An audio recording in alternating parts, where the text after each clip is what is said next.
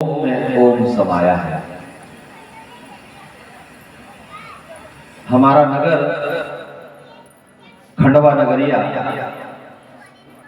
यूं तो दादाजी की नगरी है ही, लेकिन इसका ऐतिहासिक महत्व है। और हम जिस स्थान पर रहते हैं उसका अगर ऐतिहासिक महत्व और आध्यात्मिक महत्व हमें नहीं मालूम तो ठीक हमारी अवस्था वैसी है जैसे नर्मदा जी के अंदर रहने वाले मछली और अन्य जीव की। उन्हें पता ही नहीं कि वे नर्मदा जी में या गंगा जी में रहते हैं। अगर हमें अपने खंडवा के बारे में नहीं मालूम, हमारा खंडवा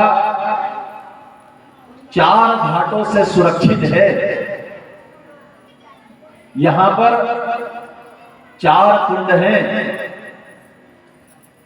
और चारों कुंडों का विशेष महत्व है। हम जिस कुंड पे बैठे हुए हैं अर्थात सूर्य कुंड, जो सूरज कुंड कहलाता है, हम उसके क्षेत्र के निवासी हैं। हम पूर्व दिशा के निवासी हैं। ये सूरज कुंड है। इसके ठीक सामने पद्म कुंड पड़ता है। एक रामेश्वर कुंड है और रामेश्वर कुंड के ठीक सामने भीम कुंड पड़ता है। जो सूरज कुंड है वो ज्ञान का घाट है और पद्म कुंड जो है वो कर्मकांड का घाट है। रामेश्वर जो है वो भक्ति का घाट है और भीम कुंड तप का घाट है। ऐसे 4 कुंड से सुरक्षित है हमारा खंडवा। और एक कुंड जिसे समय की मार कहें या लोगों का बसाहट कहें या किसी ऐसे लोगों की कोई चाल जिससे कि वो गुप्त रूप से था, जिसे कुंडेश्वर कहते थे, जो आजकल महादेवगढ़ के नाम से है। उस स्थान पर अगर खुदाई करी जाए तो नीचे कुंड है जिसे कुंडेश्वर कहते हैं। ऐसे 5 कुंड खंडवा में हैं और ये 5 कुंड भगवान शिव के क्षेत्र है। अर्थात ये खंडवा सब ओर से भगवान शिव से सुरक्षित है। अगर आप भक्ति की धारा से जुड़ते हैं तो रामेश्वर, अगर आप कर्मकांड की धारा से जुड़ते हैं तो पद्म कुंड, अगर आप ज्ञान की धारा से जुड़ते हैं तो सूर्य कुंड, अगर आप तप की धारा से जुड़ते हैं तो भीम कुंड। ये 4 घाट किसी भी कथा के होते हैं। ज्ञान का घाट, कोई भी ग्रंथ हो, किसी भी ग्रंथ का वाचन हो तो उसमें ज्ञान की बातें होती है, ज्ञान का घाट। भक्ति की बातें होती है, भक्ति का घाट। तप की बात होती है, तप का घाट। और हमें आचार विचार रहन सहन उठने बैठने की व्यवस्था सिखाई जाती है, अर्थात कर्मकांड का घाट। ऐसे 4 घाट हर ग्रंथ के अंदर होते हैं। हम ऐसे स्थान पर रहते हैं जो आध्यात्मिक महत्व का मूल है। आप जरा विचार करना, जो खंडवा में होता है वही पूरे भारत में होने लगता है। यहां पर राजनीतिक रूप से कहो, धार्मिक रूप से कहो, जो होने लगता है वही पूरे भारत में होने लगता है। आप धीरे धीरे देखिए, आज जो भारत में हो रहा है, आज से 15-20 साल पहले खंडवा में वो हो रहा था। पूरे विश्व का ज्योतिष खंडवा में आकर के क्षण भर के लिए रुकता है। सारे विश्व के ज्योतिष का मूल केंद्र खंडवा पड़ता है। ये आध्यात्मिक चीजें लोगों को नहीं मालूम है। हम ऐसे खंडवा नगरिया के रहने वाले हैं और यहाँ पर कहते हैं 5वें धाम के रूप में श्री दादाजी महाराज निवास करते हैं, जो साक्षात शिव अवतारी है, साक्षात शंकर है। कुछ दिन पहले ही उनका गुरु पर्व गया है, जिनका गुणगान जो अवधूत संत हुए हैं, ऐसे अवधूत संत हुए कि जिनकी वाणी में अगर गाली भी बक दें तो लोगों का कल्याण हो जाए। ऐसे अवधूत साक्षात स्वयं यहाँ पर निवास करते हैं। ऐसे खंडवा के जो निवासी हैं वो आध्यात्मिक क्षेत्र में रहने वाले हैं। यहाँ का पुण्य थोड़ा भी किया जाए तो बहुत हो जाता है। इस स्थान पर थोड़ा पुण्य भी ज्यादा परिणाम देने वाला होता है। ऐसे शुभ क्षेत्र में रहने वाले रामचरितमानस में इस क्षेत्र का वर्णन आता है खांडव वन के रूप में। ऐसे क्षेत्र में हम लोग सब निवास करते हैं। भगवान शिव की कथा इसी क्षेत्र के सूर्य कुंड क्षेत्र में हो रही है, अर्थात ज्ञान के क्षेत्र में हो रही है। इस कथा में सहज भगवान की कृपा हम सभी के ऊपर वर्षण कर रही है। हम 3 माध्यम से भगवान का भजन करते हैं। श्रवण के माध्यम से, सुन लेना श्रवण कहलाता है। संसार में अंधा व्यक्ति भगवान को प्राप्त कर सकता है, लेकिन बहरा व्यक्ति कभी भी भगवान को प्राप्त नहीं कर सकता। जिन हरि कथा सुन ही नहीं काना, श्रवण रंग हरि भवन समाना।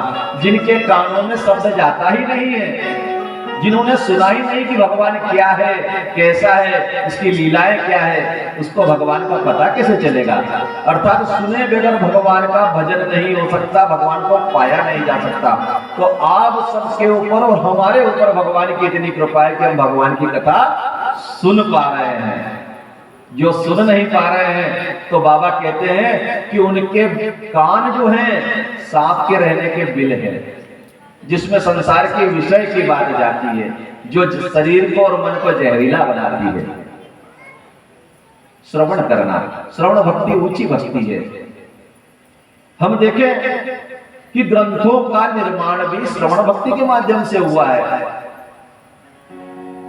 कोई श्रोता प्रश्न करता है और वक्ता उत्तर देता है, उत्तर में भगवान की कथाएं सुनाता है। दूसरा है कीर्तन। कीर्तन के बारे में अभी निवेदन करा था कि अगर हम भगवान का कीर्तन करते हैं तो नृत्य नहीं करना पड़ता।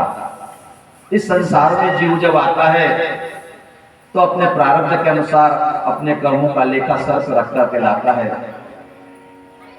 और फिर नए कर्म कर लेता है और नई गठरी बांध करके आना जाना करा करता है। लेकिन भगवान का भजन ऐसा है कि उसकी नई गठरी बनने नहीं देता और जो पुरानी गठरी है उसको भी धो धुआ के साफ कर देता है, खत्म कर देता है। तो ये कीर्तन हुआ। धीरे धीरे वाणी से जब हम कीर्तन करते हैं तो हमारी वाणी वाचा सिद्ध हो जाती है, पवित्र हो जाती है। इसीलिए जो लोग मंत्र जप करते हैं, जो लोग अभक्ष भक्ष नहीं खाते हैं, उनकी वाचा सिद्ध हो जाती है। लोग कहते हैं कि तुम्हारी बात तो सच हो जाती है। श्रवण हुआ, कीर्तन हुआ। तीसरा है मनन। अगर ये भक्ति नहीं करी तो कुछ नहीं करा।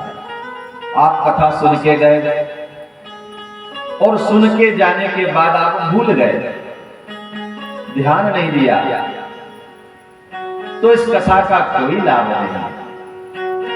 और अगर कथा सुनी और भगवान शिव की आरती के समय आपको बड़ा मन प्रसन्न हो गया, मन प्रसन्न होने के साथ में ऐसा लगने लगा कि भगवान की मूर्ति बड़ी सुंदर लग रही है, भगवान मेरी ओर देखकर मुस्कुरा रहे हैं, बार बार मन में मनन करा जाए। जब हम मनन करते हैं तो भगवान से प्रेम बढ़ता है, और जब प्रेम बढ़ता है तो जिससे भी प्रेम करो वो भी हमारी ओर प्रेम से आकर्षित हो जाता है। वो साक्षात देव ही क्यों ना हो, महादेव ही क्यों ना हो। तो हमको मनन करना है। जो कथा में हमने श्रवण करा, जो कीर्तन करा, उसको मन में भी गूंथे। जैसे कोई बात होती ना, कभी कभी अक्सर माताओं के साथ होता है, बहू ने कोई जवाब दे दिया तो सास को 3 घंटे बाद गुस्सा आता है,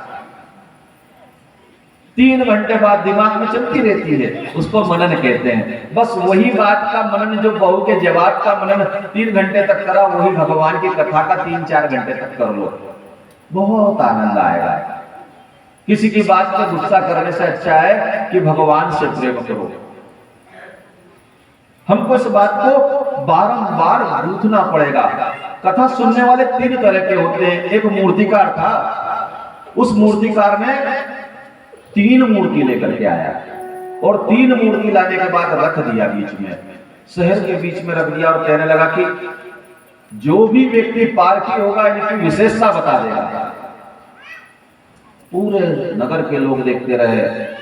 राजा के पास में भी खबर पहुंची, राजा ने मंत्रियों को बुलाया, कहने लगा भाई हमको दे दे, कोई पारखी मिलेगा तो बुला के देख लेंगे। नहीं, बोले महाराज या तो इसकी परख बताना पड़ेगी और नहीं तो इनके वजन की स्वर्ण हमको दान देना पड़ेगा।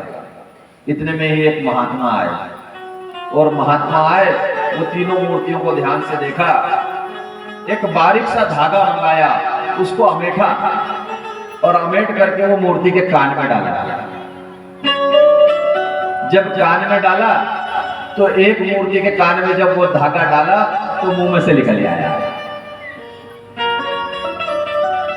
दूसरी मूर्ति के कान में डाला तो इस कान से डाला तो इस कान से निकल आया। और तीसरी मूर्ति के कान में जब धागा डाला तो जाते गया जाते गया जाते गया, धागा पूरा खत्म हो गया लेकिन कहीं से निकला नहीं, उसके पेट में चला गया। तो उस महात्मा ने कहा कि इन तीनों मूर्तियों की विशेषता मैं बताता हूं। ये तीनों मूर्तियां कथा में आती हैं। कहां आती है? कथा में आती है। एक मूर्ति तो वो है कि इधर कान से सुना और मुंह से कह के सुना दिया, बोलो राधे राधे। दूसरी मूर्ति ऐसी है कि इस कान से सुना और इस कान से निकाल दिया। और तीसरी मूर्ति ऐसी है जो कान से सुनती है और मनन करती है, उसको मन में गूंथती है और भगवान का जो मकरंद है उसको निकाल करके अपने जीवन में उतार लेती है। तो ऐसे जो भक्तजन हैं जो भगवान की कथाओं को सुनते हैं और मन में गुनते हैं, वे भक्तजन वंदनीय हैं। और जो कह करके सुना देते हैं वो भी ठीक है, लेकिन इस कान से सुनते हैं और इस कान से निकाल देते हैं, तो भगवान से निवेदन है कि उनका एक कान बंद कर दे ताकि निकाले ना, थोड़ा बहुत तो कुछ अंदर चला जाए। भगवान की कथा में प्रवेश करते हुए हम उस स्थान पर पहुंचे जहां पर शौनक आदि ऋषि प्रश्न करते हैं सूत जी महाराज से कि हे महाराज, भगवान की मूर्ति का पूजन किया जाए शिव जी की या उनके लिंग का पूजन किया जाए? तो सूत जी महाराज कहने लगे कि इस बारे में बताना तो भगवान शिव के ही बस की बात है, क्योंकि शिवलिंग की महिमा को कह पाना शिव जी के अतिरिक्त किसी के बस में नहीं है। ऋषि कहने लगे कि महाराज फिर भी हमें कुछ बताइए। तब कहते हैं कि एक समय की बात है कि ब्रह्मा जी अपने लोक से चले और जाकर के भगवान विष्णु को कहते हैं कि हे पुत्र कैसे हो? भगवान विष्णु कहने लगे कि ये ब्रह्मा जी को क्या हुआ, ये मेरे नाभि कमल से निकले हैं, ये मेरे पुत्र हैं, लेकिन मुझे पुत्र कह रहे हैं। भगवान की लीला गूढ़ होती है। कई बार बाबा ने बताया है कि कथा राम के गुण सोता वक्ता ज्ञान निधि। भगवान को जब कोई ऐसा कृत्य करना होता है जिससे भक्तों का भला हो, तो वो लीला ऐसी करते हैं जिससे उनकी लीला हो जाए और संसार के लोगों को कुछ शिक्षा मिल जाए। तो जब ब्रह्मा जी ने कहा कि पुत्र कैसे हो, तो भगवान विष्णु उनसे कहते हैं कि आप मेरे पुत्र हो, आप मेरे नाभि कमल से निकले हो। तब ब्रह्मा जी कहते हैं नहीं, सारे संसार की रचना मैंने करी है, तुम मेरे पुत्र हो। इसी बात को लेकर दोनों में विवाद हो गया और दोनों में जब विवाद हुआ तो भीषण युद्ध हुआ। युद्ध होते होते स्थिति ये हो गई कि पहले तो देवता पुष्प बरसा रहे थे कि बड़ा आनंद आ रहा है, दोनों ही देव युद्ध कर रहे हैं, युद्ध का आनंद ले रहे हैं। लेकिन जब देखा कि स्थिति गंभीर हो रही है, एक ने महेश्वर अस्त्र उठा लिया, दूसरे ने पशुपात्र अस्त्र उठा लिया, और जब ऐसी स्थिति हुई तो सारे के सारे लोग भगवान शिव शंकर के पास पहुंचे। कहने लगे हे भोलेनाथ, ब्रह्मदेव जो इस सृष्टि का रचना करने वाले हैं और भगवान श्री हरि जो इसके पालन करने वाले हैं, ये दोनों ही आपस में, दोनों शक्तियां आपस में टकरा रही हैं। तब भगवान शिव जी ने उन दोनों के मध्य एक अग्नि लिंग, एक अग्नि का विशाल खंभाकार लिंग प्रकट कर दिया। ये दोनों विचार करने लगे कि अग्नि का लिंग क्या है, कैसे। उन दोनों ने चिंतन करा कि हम इसका छोर पता करेंगे। छोर पता करने के लिए भगवान विष्णु ने शुकर का रूप धारण करा, वाराह रूप धारण करा और नीचे की ओर चले, और ब्रह्मा जी ने हंस पर बैठकर ऊपर की ओर यात्रा करी। दोनों ही देव कई वर्षों तक भगवान शिव के उस लिंग का छोर ढूंढते रहे कि कहीं उसका अंत मिल जाए, लेकिन शिव तो अनादि है, अनंत है, निर्गुण निराकार सगुण साकार, सब रूप ही तो शिव है। हम देखें तो हमारे चारों ओर शिव है, हर कंकर शिव है, अनाज का एक एक दाना भी शिव है, अनाज का दाना भी शिव है, गेहूं का दाना, चने का दाना, देखा जो सबसे लिंग है, आकृति तो है, और जितनी आकृतियां सब शिव है। वे ढूंढते रहे, खोजते रहे, भटकते रहे, लेकिन उनको कहीं भी अंत नहीं मिला। विष्णु भगवान तो वापस आ गए, लेकिन ब्रह्मा जी ने देखा तो उन्हें आकाश में केतकी का फूल मिला। उससे कहा कि तू मेरे साथ चल, और हम विष्णु जी से कहेंगे कि हमको भगवान के इस शिवलिंग का छोर मिल गया। केतकी का फूल लेकर के ब्रह्मा जी आए और आकर के बताया कि मैंने शिवलिंग का छोर प्राप्त कर लिया। इतने में ही भगवान शिव प्रकट हुए उस लिंग में से, और ब्रह्मा जी को उन्होंने असत्य भाषण के लिए फटकार लाई। उनसे कहा कि हे ब्रह्मदेव, आप इस जगत के रचनाकार हो और आपने झूठ कहा कि आपने शिवलिंग का छोर पता कर लिया, लेकिन आपने ये उचित नहीं करा, आपने असत्य भाषण करा है, और केतकी के फूल को कहा कि आज से तू शिव पूजा का अधिकारी नहीं रहेगा, तू शिव जी के ऊपर नहीं चढ़ेगा। केतकी का फूल बारंबार भगवान से निवेदन करता है, तब जाकर शिव जी ने कहा कि तू मेरी पूजा का तो अधिकारी नहीं है, लेकिन मेरे भक्त अगर तुझे, मेरे भक्तों के ऊपर कोई तुझे चढ़ाएगा तो तू उनके ऊपर चढ़ने का अधिकारी रहेगा। अर्थात केतकी का फूल भगवान शिव के भक्तों को चढ़ाया जा सकता है, लेकिन शिव जी को नहीं चढ़ाया जा सकता। इतने में ही भैरव से भगवान शिव जी ने कहा कि भैरव, ब्रह्मा के मुख के द्वारा असत्य भाषण हुआ है, इनके उस मुख को काट दो। और भैरव ने अपनी लपलपाती हुई तलवार से ब्रह्मा का उस मुख को, उस गर्दन को काट दिया। तब से ब्रह्मा जी के 4 मुख हैं, एक मुख भैरव के द्वारा काटा गया। कहीं भजन भी आता है, हो